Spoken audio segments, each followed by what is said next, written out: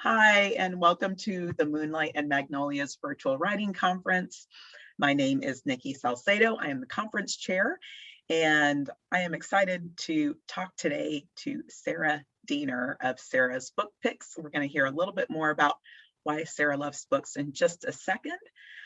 This is part of our series where we're interviewing people in the publishing industry who are book reviewers, book sites, maybe reading groups or writing communities. So we can think about different aspects of the journey as writers and authors. And I'm excited to introduce you all to my friend, Sarah Diener. Sarah is a wife and full-time mom of 3 beautiful kids. She still finds time to read at least a book a week, and my suspicion is sometimes more. Sarah was born and raised in Atlanta, a graduate of the Marist School and the University of Mississippi, home of Faulkner, which we're going to talk about again in just a second, where she was an English major. Sarah's love of reading dates way back to the Babysitter Club series, which has led to a voracious reading life. After marriage, Sarah and her husband, Richard, lived for 8 years in Hattenheim, a 9th century village on the Rhine at the heart of the Rheingau region. Rheingau. And she has traveled extensively in Europe. Facebook became a great way for her to stay in touch with family and friends and gave birth to Sarah's Book Picks, starting with book reviews for a handful of followers. One day, Sarah woke up to 6,300 active followers, including the author of many of her reviewed books who have eagerly awaited insightful, informative, and often hilarious reviews. So Sarah, welcome. I'm glad for my writing friends to meet you. And I know you have lots of writing friends across the world, not just across the country. Welcome. Thanks for having me. And so really, Babysitter Club, how did you really get into books? I mean, it was the Babysitters Club. There are others that I could name, but it was the Babysitters Club. And my mom would make me wait for them to come out in the library rather than buy them because I would read them so quickly. And really, there was a lot of them, 60, 80. Yes. I couldn't get enough. And thus began my life of reading and babysitting quite a bit. Babysitting seemed very glamorous at a certain age in our life. Right, exactly. And so you've traveled the world, you've had a family, but you still find time to read, which is kind of a miracle. Sometimes it amazes me. I mean, sometimes it's not a book a week. Sometimes it's more. I have gone through dry spells. I have lost years of my life to television series. But I've been back on track for past 5 or 6 years, and just now it's a game for myself if I can continue to outpace the year before. You said you started out as a way to stay connected when you were far away. And what was the original kind of group of friends and readers like? Well, there was really no formal group per se, but I had probably 20 or 25 friends that would text me or Facebook message me constantly when they were done with their next book, and their question was always the same: what do we read next? And it got to where I knew what type of book each of those people liked. I knew what to recommend for them because they were all different. I mean, everybody enjoys different things.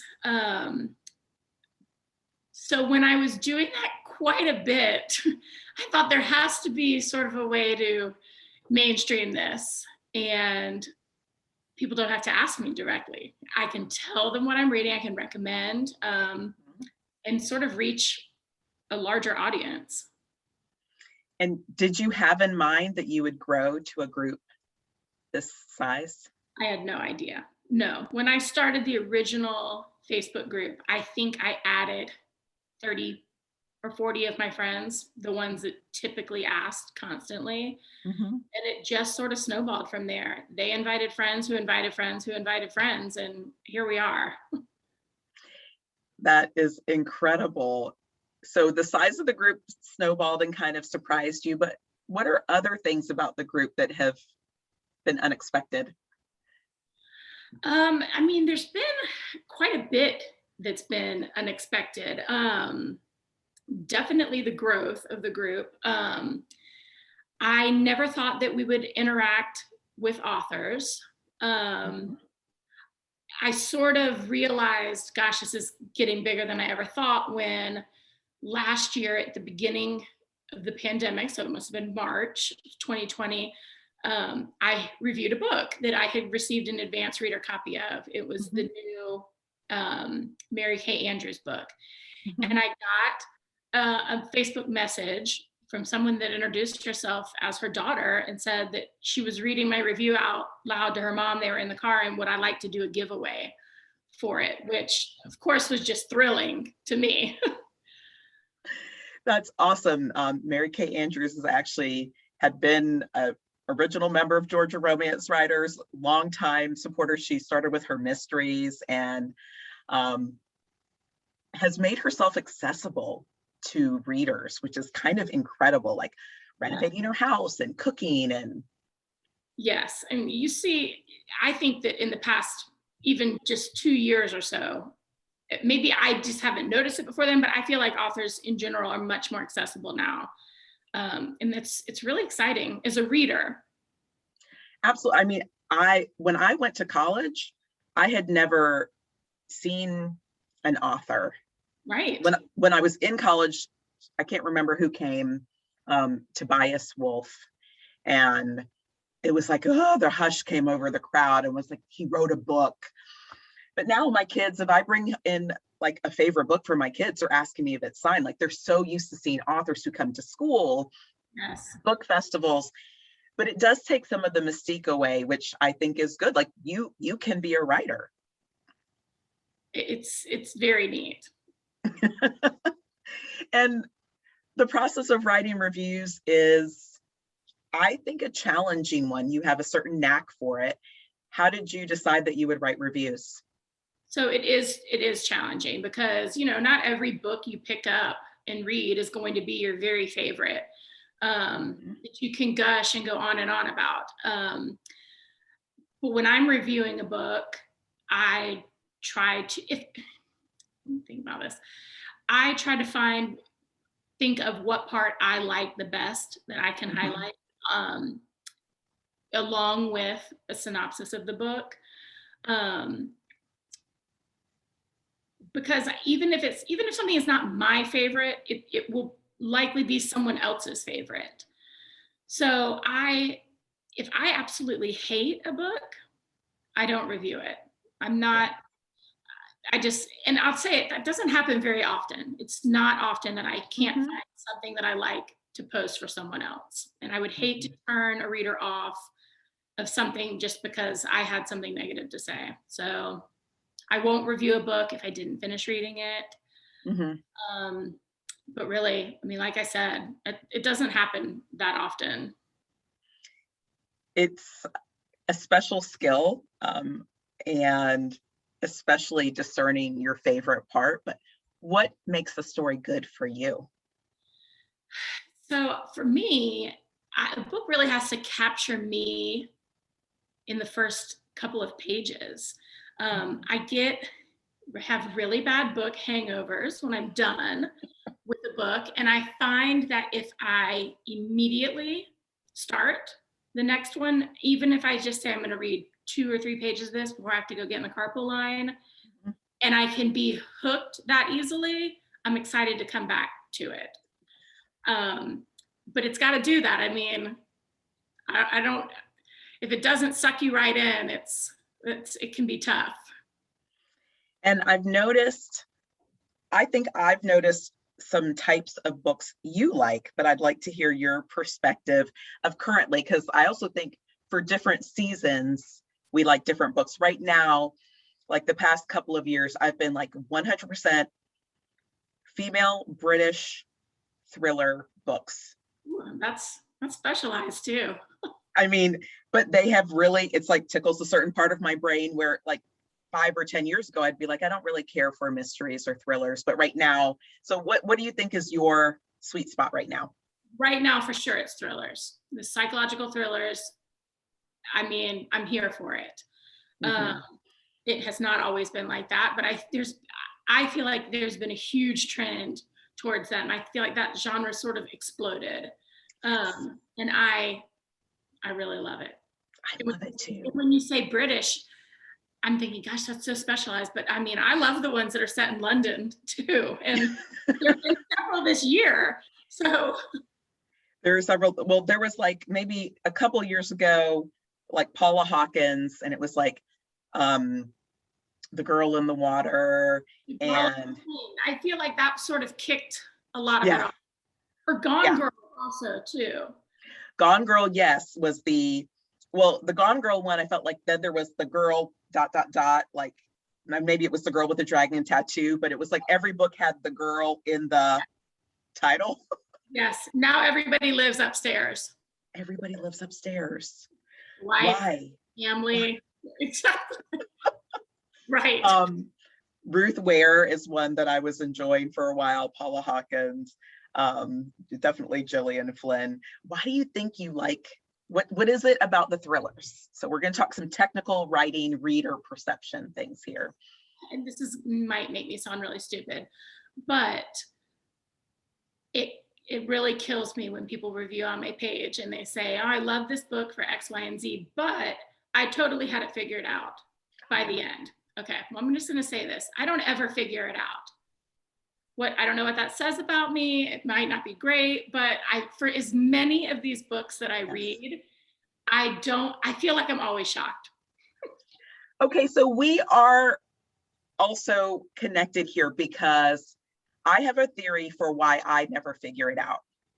And I think I immerse myself in the journey as the character trying to figure it out. And so if I figure it out, then like I won't want to read the book anymore. That's my theory. I Yeah, want to stay in it. I feel like I always think I have it figured out and I'm always wrong. So I could tell you that I'm not figuring it out because I want to be surprised, or I Mhm. want to try and figure it out, but that would sort of be untrue because I do come up with theories and they are 99% of the time wrong. Well, I had 4 babies and I was sure of the gender of the babies 4 times and I was wrong 4 times. Okay. It's a bit like So I'm not really good at guessing. I'm okay with that though. I'm all right. Let all those other people guess all they want. It's more enjoyable for us at the end. So enjoyable. So you're enjoying thrillers, but you also do review women's fiction, other things. What's been maybe a trend you've noticed separate from the thrillers that's been exciting for you? Well, I'll say that when we were abroad, I went through a very long period of historical fiction, and Mm, I really, really loved it. But now I tend to stay away from World War II. I say that World War II fatigue is a real thing. yes. I do go back once or twice a year. I'm always glad I did, but I feel like I went through a long time period reading about Mhm. world wars, and I mean, that was very popular for a while. Yes. Super popular. Well, I was joking with another presenter about how history is catching up with us. So like what's historical might be the 80s. But don't say that. My kids, I would love to read about the 80s. my kids had dress up day for high school and they were dressed, one was supposed to be the 80s, one was supposed to be the 90s, and one was supposed to be the 2000s. And I was like, what do you mean dress the 2000s? And then I was like, oh wait, that was 20 years ago. It was yesterday. Oops, My not daughter yesterday. got the American Girl doll for Christmas that's the 80s themed doll. Right. What? Yes. When I was a child, the original doll came out. I mean, but I have to say, I think I had more fun picking out the accessories for her. Well, you and I are going to advocate for some more historical 80s thrillers, historical dramas. Maybe the 80s wasn't the most sexy historical time period, but World War II has certainly had its day. Yes. Yeah. Or we'll move into some other interesting time periods. What are some funny things that you've learned from the participants in your group? Anything interesting from the chatter that you see there?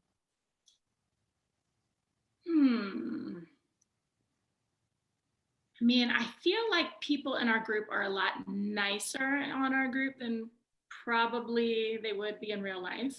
um, I feel like people try their hardest, but there are some people that when I see their names pop up, I think, here we go. There's some people that just cannot help themselves. Yeah. Bringing up the controversial stuff. I mean, I try to keep politics off that page. I hear enough about it in my real life.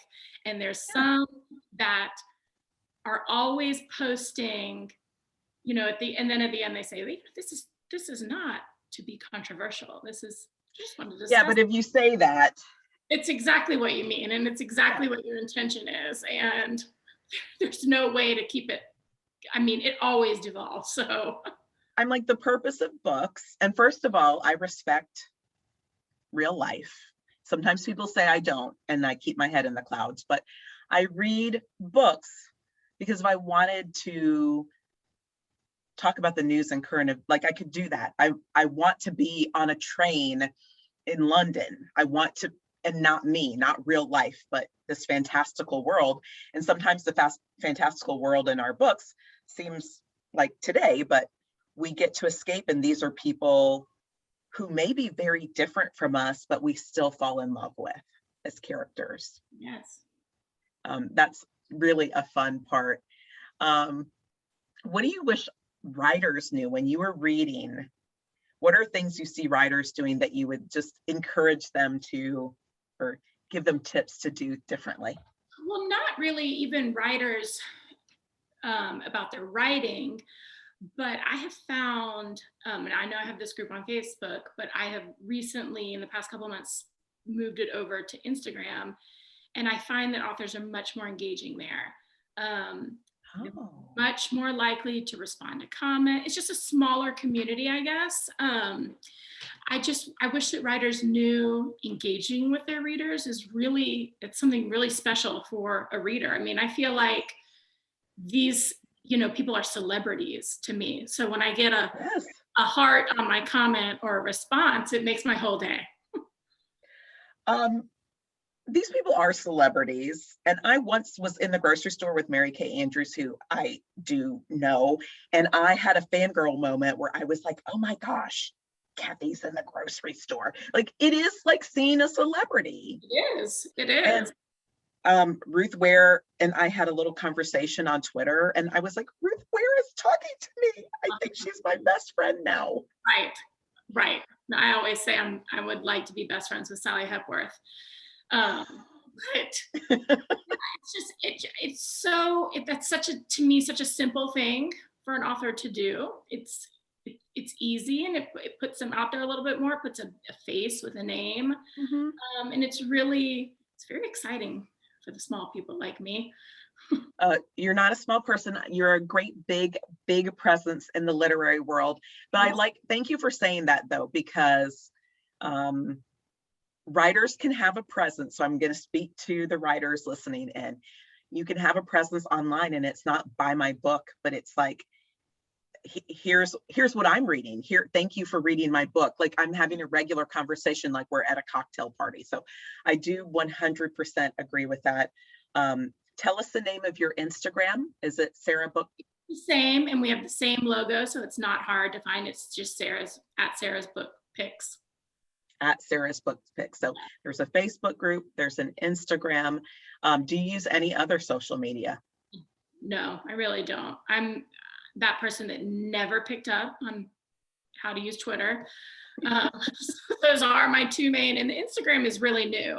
It's much more slow growing because you can't invite someone to follow your Instagram group. I mean, you have to be sought out for that.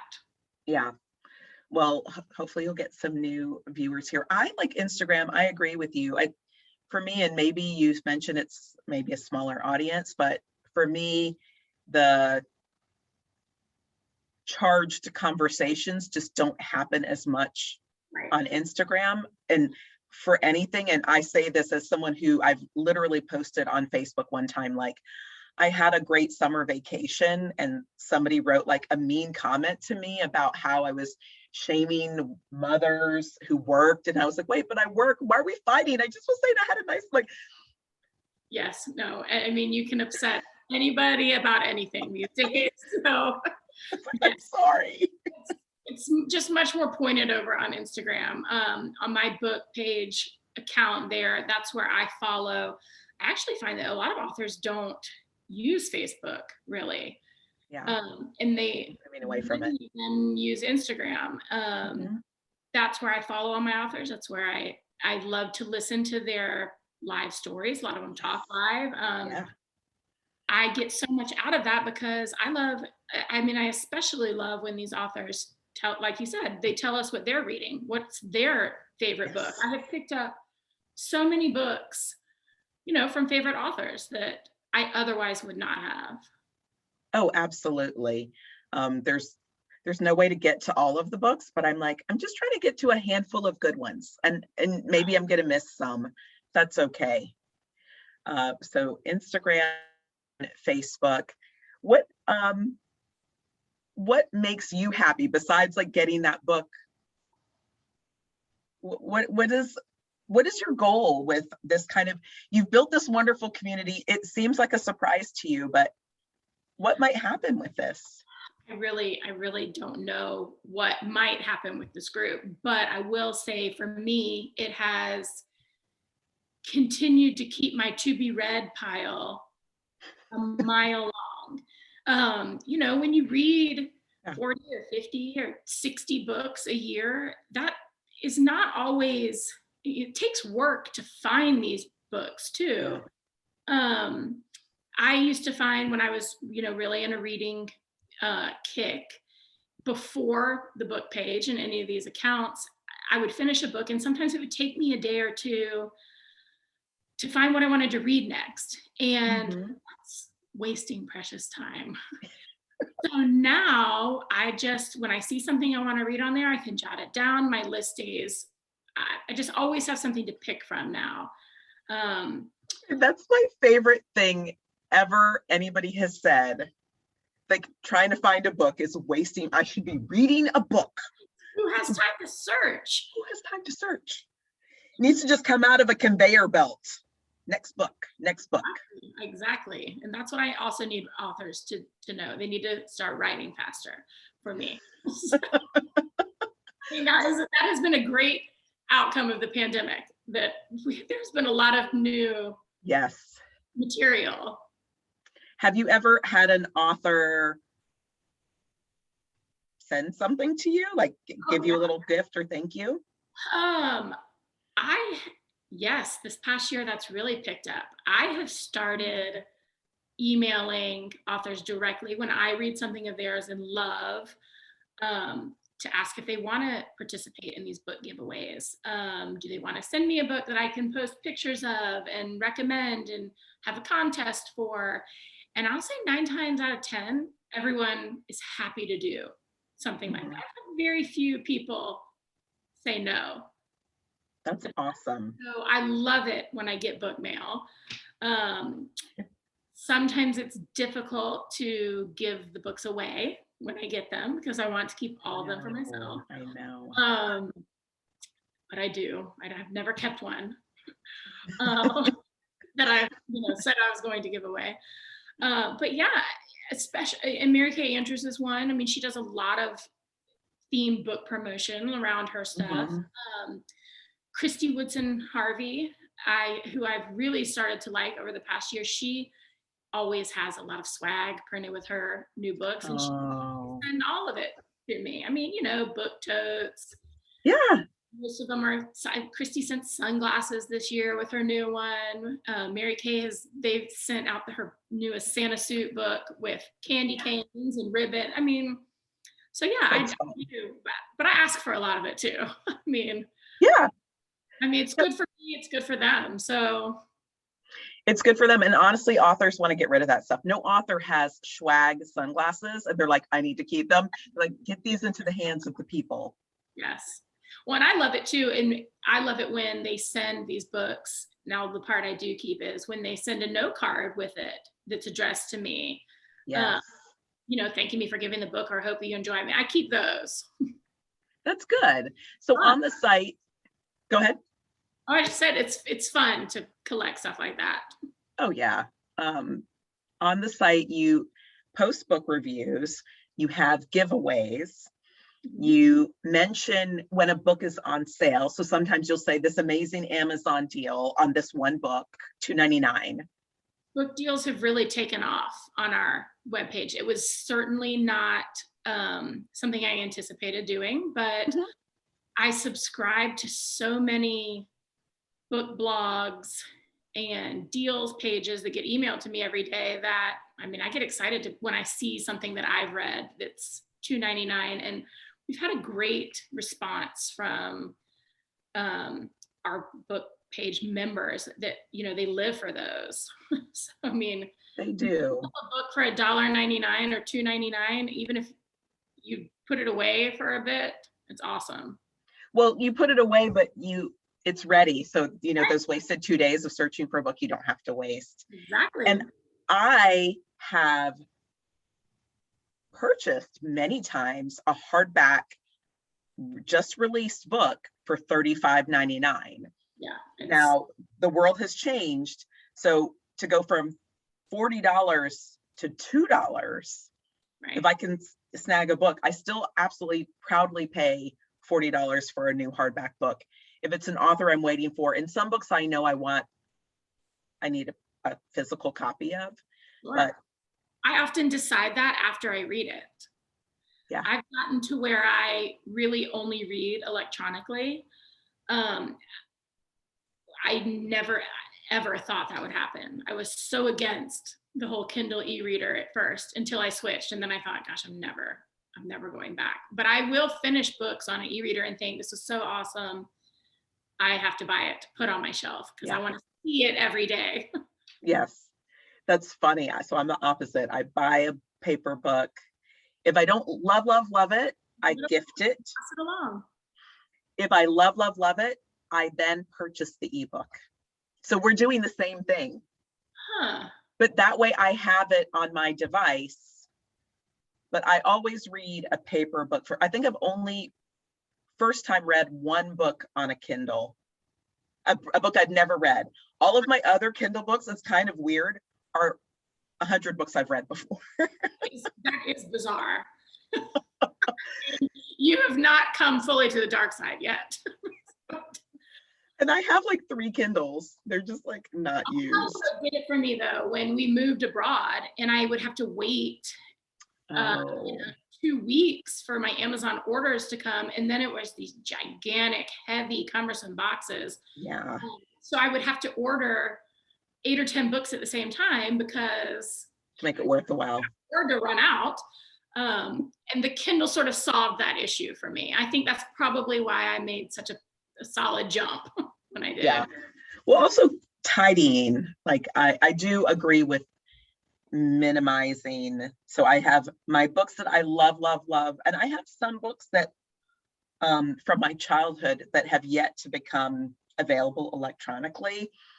And it's a weird thing. I'm always like, I give a book to anyone. I give a book to somebody in the grocery. I always have a book on the soccer field, but I do have a small selection of books where I'm like, no, you may never, no, never. I hear you. That is so funny. Well, what else should I ask you about? Did I miss any good questions that we should talk about? Well, you had asked my favorite fictional romance. Yeah. Which I would have said to you, I don't read a whole lot of romance, but when I go back and look through my Kindle, I actually have read quite a bit. There's some very popular fiction this year that falls into that genre. And Um, I will tell you what my favorite ones were here in just a second. But going back to trends, I think the whole trend of a trilogy now is a big thing. People writing these Yeah. books in threes. And when I was listing my favorite romances from this year, a lot of them fall into those trilogies. Oh, So I really, this year, I loved the Abby, I guess you say her name, Jimenez. She wrote the okay. Friend Zone books. Friend Zone was the first. The Happy Yes. After Playlist was second, and then Life's Too Short just came out. Mm-hmm. I loved them, and I just found out she has a fourth coming. Ooh, And they're not. quartet. What's that? It's a quartet then. Yes, exactly. I love how you could read her books as standalone, but her characters cross. So I could never read out of order because that's not good for my OCD. No. But if I didn't know that it was a trilogy, I would know what was going on. I loved the Helen Hoan books. Mm-hmm. Started with the Kiss Quotient, I think, that I picked Yes. on a whim, and that was great, steamy. Yeah. The Bride Test was the second one, and her third one just came out. In fact, I started it this morning. It's The Heart Principle, and it's the third to that trilogy, and it's much the same as that other one with crossover characters And those books have like different kinds of characters that we don't always see in any kind of fiction. Like I thought she brought forth some different kind of quirky characters. Yes, which I always love, a good quirky I love character. too. Yeah. I have loved, did you read the Christina Lauren book, The Unhoneymooners? Oh no, did you like that one? Very much. I find it fascinating that it's actually two ladies that write those books, Mm-hmm. not someone named Christina Lauren. Her books are very funny. They make me laugh out loud. A lot of romance writers are duos, secretly duos. I know, and now I'm gonna feel like I'm gonna need to check every time so that I know. Yeah, there's a one that I know of. It's actually a husband and wife, and they write under a woman's name, but he writes the books with her, and that's kind of amazing. Yeah, that is cool. And then I think my favorite one, and this is a different kind of romance, but did you read Verity by Colleen Hoover? Oh no. Okay, it's like a romance thriller about a writer. Okay. And I could not put that one down. I'm going to write that one down because that's my sweet spot, which is I want some murder and I want some romance. I don't want. This is excellent then. It's about a writer who claims she's bedridden, and you hear this whole story, and then at the end you really don't know. I had to join a Facebook group dedicated solely to the book because that happens. I couldn't. I mean, then I gave it to 50 people I knew and said, you have to read this right now because we have to talk about what has happened. And there's two teams in it in the end. So say the name of the book and the author again. It's called Verity. Yep. And it's by Colleen Hoover. And Okay. she's typically a romance writer, almost exclusively. She wrote another good one this year. It was called Layla, and it was a paranormal romance, which was totally new for me. Did you like it?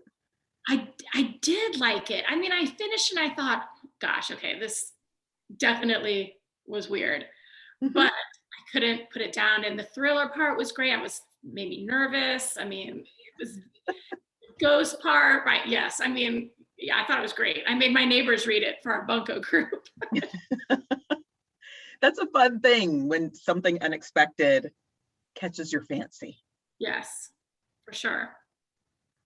So you read a couple of trilogies, a quartet, Colleen Hoover, and you read lots of thriller. So you're still in the thriller sweet spots for your main books. For sure. There was a book that I loved this year.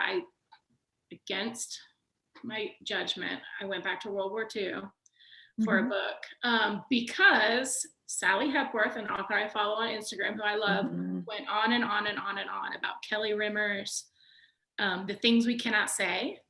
Yes. And it was so beautifully written. I do not regret going back to World War II for this. And it was sort of different. It was present day. It alternated, which I think is also a trend. Yes. You know, present day and then looking back. And it was about a girl who grew up in Poland during the Nazi occupation. And the story told her present day in the hospital as an old lady trying to tell the story to her granddaughter, and the granddaughter going back to Poland to try and figure this mystery out for her. It was awesome. I love that. I love that. But clearly, I'm not stuck on any one category. I mean, I have been all over the place this year.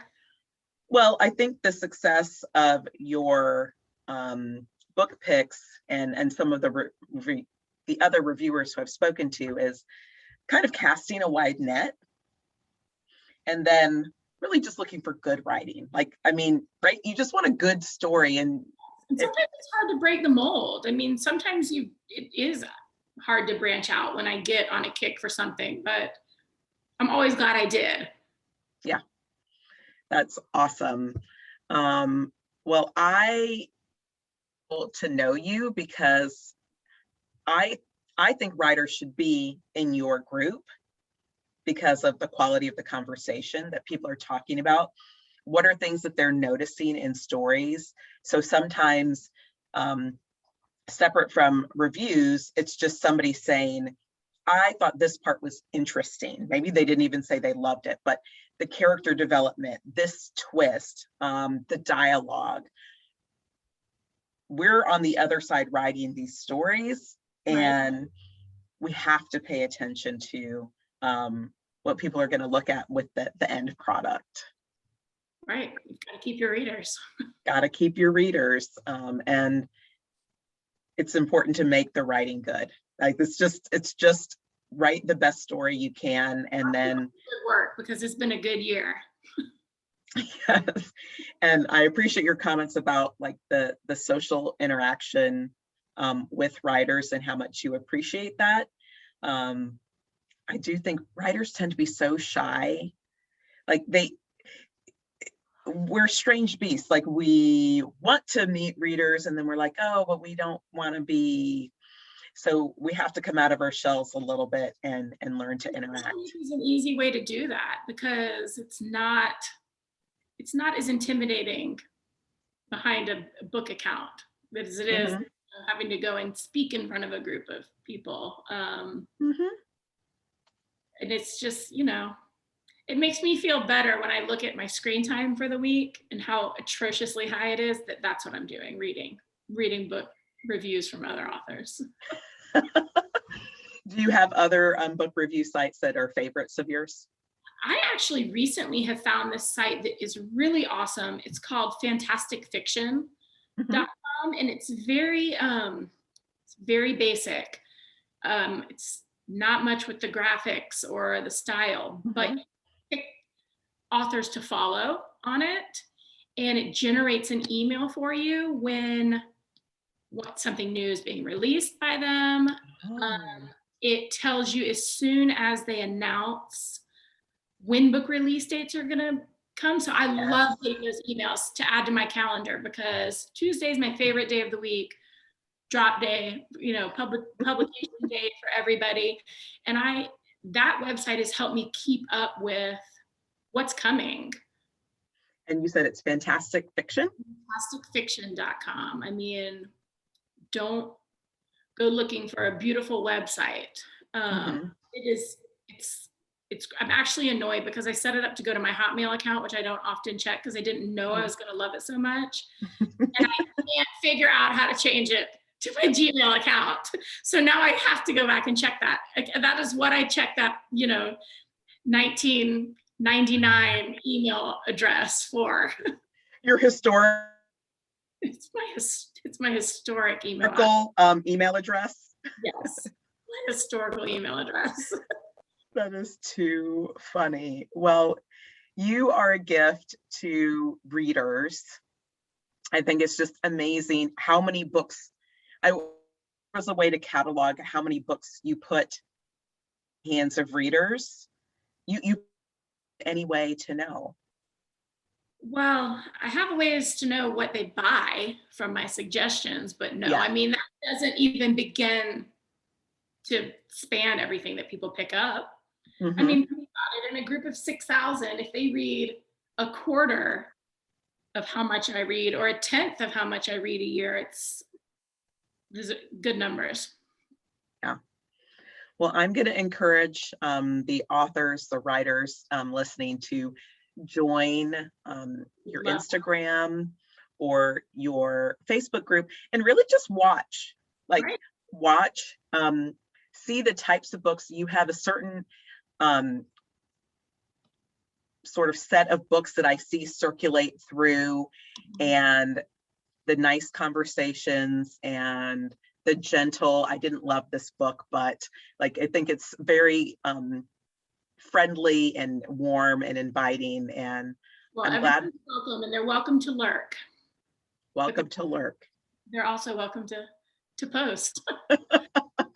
Well, I'm always like, get the sense of the group before you start posting, and then because I have read something and I was like, I should post this in your group, because I was reading books all summer with the Decatur Book Festival, and we had a summer reading series with Jocelyn Jackson, and then I was like, should I be posting like, but you were already reading like Mother May I and Jocelyn Jackson's books, but we were reading lots of books, and I was like, I'll just wait until I'm worthy of posting. Well, listen, I love it when people post multiple times about books too, because it's always something different. I mean, I don't always have the most important thing to say. I love it when people post books that I've already posted and see what their pull away from it was. Yeah. Yeah. Okay. Was your favorite book of the year called No Exit? It was one of them. It was definitely the best thriller of the year. Okay. The book that made my heart pound while I was reading it. Because that was the book I put on my list that I got from your site. Was Several people posted about it. Yes. And some people didn't like it at all, but I don't know how. Right? They're the same people who don't think they should have a happy summer vacation. So don't worry about those people. Well, thank you so much for your time. And fun. I mean, I wish I could talk about books forever, but I won't wait 20 years till I text you again for book recs. We will definitely stay connected more than 20 years from now, and I will look for you online, and I hope you have a great day and take care of that family. Awesome. Thanks so much, Nikki. All right, take care. Bye.